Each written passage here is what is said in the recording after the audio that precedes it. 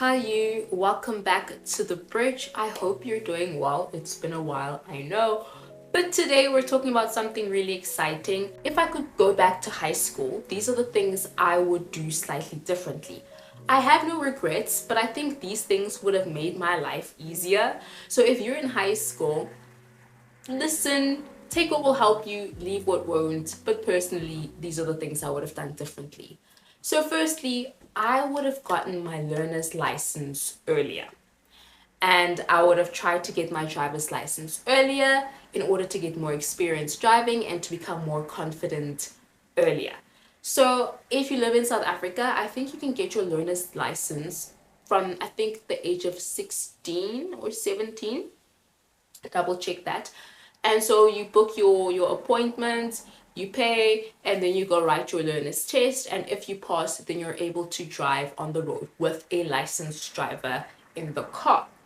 And then obviously then you can apply, I think at 18, to get your driver's license, right? But it's far easier to do it when you're younger because first of all, you're home, right? You're in a city, you know where the traffic department is, things are familiar, and you can have that support in order to get your learner's license. Your family or your parents can go with you in order to go apply to just help you, and you can practice at the car you can practice in the car at home, or you can find a local driving school. Basically everything's familiar, and then by the time you get to university you already have some experience driving, right? So if it happens that you get like a part-time job at university that requires you to drive, you can do that, right? There's some people at varsity who have a side job, buy their own car, drive Uber or Bolt in order to get a side income. But ultimately, when you finish university and you apply for a job that requires you to be able to drive, you're not scared, right? Because you've already gained that confidence over those years that you've been practicing in order to be able to get into a car and drive right away and be confident to apply for those jobs that require you to be able to drive. Here's the other side. If you don't know how to drive, it's still fine, it's still possible, you can still learn. It's never too late, you're never too old to learn, but it does come with its own complexities. You matriculate and then chances are you move to a completely different city where you know very few people. You don't know where the traffic department is, and so you have to learn a new city, and you have to learn where the traffic department is, and you have to learn where's the driving schools. Another thing is, if you also keep postponing it past university, suddenly you're applying for jobs that need you to know how to drive, and you don't know how to, right? Or you have to quickly learn and quickly get into a car and quickly get your license and hope that you pass. So all I'm saying is, if I had gotten it earlier, I think it would have made it much easier going forward. So yeah, if you're in high school right now, try to get your learner's license as early as you can. Try to learn how to drive as early as possibly and as legally possible. And then as soon as you turn 18, start trying for your driver's license and start getting more experience, obviously with safe and reliable people guiding you and helping you. The next thing I would have done differently in high school is I wish I would have known that talent alone can't get you to the places you want to go. Hard work is needed, right? And so, if you're in high school right now and there is a certain subject that you know you're good at, or that you just lean towards that subject, or you understand the concepts quicker, faster than other people, or you just enjoy it and do well at it, that's not that's not an excuse to relax, right? That doesn't mean you can relax. That only takes you so far, and then hard work and practice and dedication takes you the rest of the way. You can have the natural talent to be able to run, but only hard work and dedication gets you across that finish line. For example, mathematics. You sit in class and you understand what the teacher's explaining, great, but that's not good enough. You have to go home and you need to practice and practice and practice. Even if you don't feel like you have the talent, or you don't feel like you have like a natural inclination towards a certain subject, for example towards mathematics, with hard work you can still do really, really well at that subject. The third thing I wish I would have known in high school is regarding peer pressure, right? And peer pressure is something that people of all ages experience, starting from a child in high school all the way until you're an adult, from family, society, the workplace. Your life has to be like this, it has to look like this, you need to do this. Peer pressure is always going to be there. But I wish I would have known in high school, and it would have affected some of the decisions that I made. The decisions that you make will affect your life. Your life. Whoever tells you to make a certain decision, it doesn't affect their life, right? So if your friends tell you, do this, don't do that, your friends won't have to live with that decision. You will.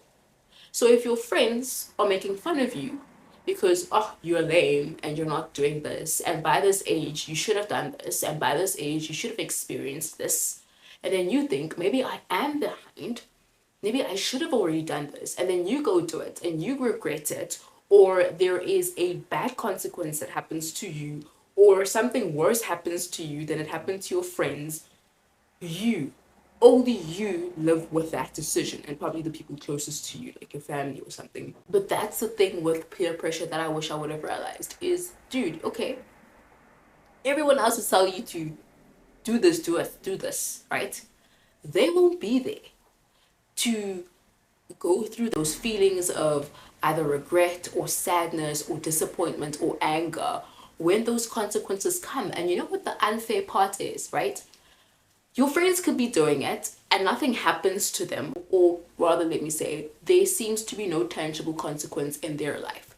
So they're experimenting with drugs, nothing happens to them. You experiment with drugs, you get addicted. Consequences will differ according to person, person to person, circumstance to circumstance. But at the end of the day, only you live with the consequences of your own decisions. The fourth thing I think I could have done differently in high school is learn to prioritize. And let me make this a bit more practical, right? In high school, you're encouraged to do sport, and you're encouraged to get involved in clubs, and you're encouraged to do this and participate in that and do that. And you can find yourself and your schedule so filled with so many different things that it's actually exhausting. It's really exhausting. You get home tired, and then you wake up and then you do it all again. But at the end of the day, right? At the end of the day, I think I sit down and make a list of priorities, right? Make a list of things that are the most important to you. Paint a picture, write down what you want for your future. Do you want to go to university? What do you want to study? What does it take to achieve that? And those become your priorities, right? So for example, if you're saying to yourself right now, I want to go to university and I want to study engineering. Let's say you're in grade 9, and that's what you want for in the next 4 years, which is going to fly, by the way. What does that mean for you now? Well, that means that you have to be doing really, really well in physics and in mathematics. That means that you need to prioritize your academics, right? Because even if physics and mathematics are the most important things, academically, your APS needs to be pretty high. So, okay, right? Which means that you may have to make sacrifices in other areas of your life that that don't help you to achieve and attain that goal.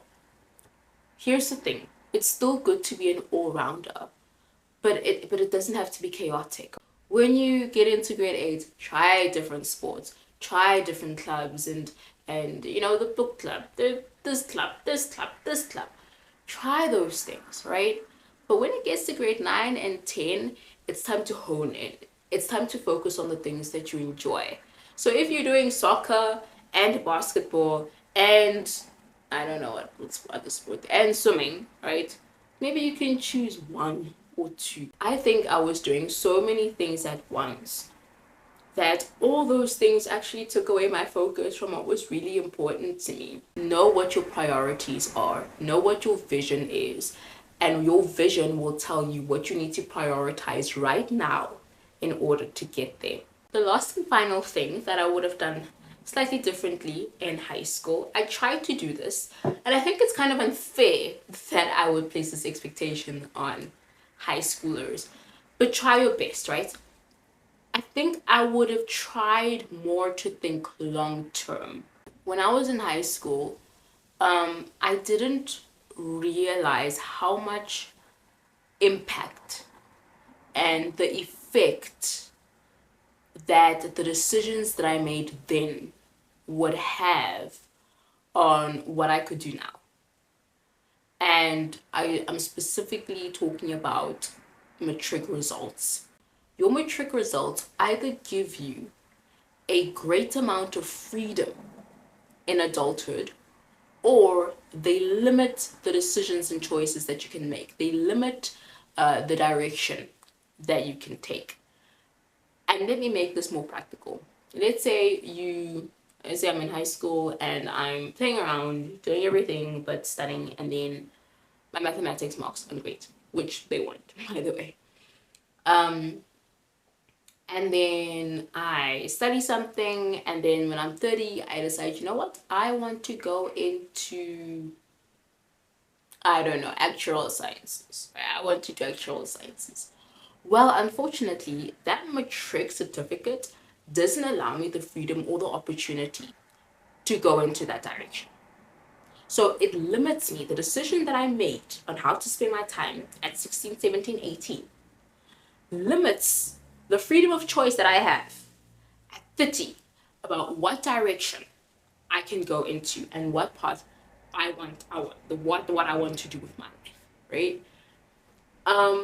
So then that means at 30 I have to go back and I have to revisit all the mathematics and I have to rewrite, which is fine, guys. You will always you have the opportunity to rewrite, you have the opportunity to do better at an older age, and it's never too old to go back and to do better, right? But that's just to say, if you're in grade 10, 11, 12, 8, 9 right now, right? And you're thinking, you know what, I don't want to go into academics. I don't want to go to university. I want to go into a completely different career. I want to travel the world. I want nothing to do with learning after I matriculate. That's fine, right? But still do your best to achieve as high as you can in those matric results, because good matric results don't hurt anyone. Good matric results won't hurt you in any way. You can never go to university in your life because you don't want to, and go into something completely different, go into business, go into wherever. But one day when you're 50 and you want to do something different, that matric certificate will not hurt you. That matric certificate where you got good marks, it doesn't have to be over 80, but 70s. You got 70s for everything. That matric result may still get you into the course that you want to study at 50 or 40 or 30 when you want to go into something different, right? Things change, life changes, and you change, and sometimes you just want to do something different at an older age. And that matric certificate allows you the freedom to make choices and decisions that you want to do. There is another side to this, which is even when you've attained good marks in your matric certificate, chances are by the time you're 40, you've forgotten most of the mathematics concepts, but still, that matric certificate makes it just easier to get into what you want to do. So yeah, that's really all that I wanted to say for this video. If you have anything you want to add or you want to disagree or agree with, please write it in the comments down below. I hope you have an amazing week. It's cold, so wear warm. Take care of yourself because there's a cold flu going around. So take care of yourself. Eat well, drink well, and drink your vitamins. All right, yeah. So I'll see you in the next video.